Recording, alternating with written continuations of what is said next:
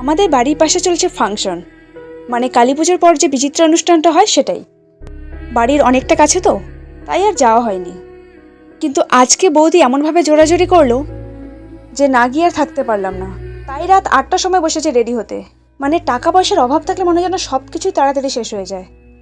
যেই আমি আগে কালী পুজোর পরের দিন খেলাগুলোতে একটা দিনও মিস করিনি, সেই আমাকে কিনা ফাংশনে যেতে গেলেও জোরাজোরি করতে হয়। মানে কি লেভেলের অলস হয়ে গেছি। এটাকে কি অলস বলে না ম্যাচিওর বলে? সেই আগের মতো সেরকম আনন্দটা এখন আর মনে হয় না।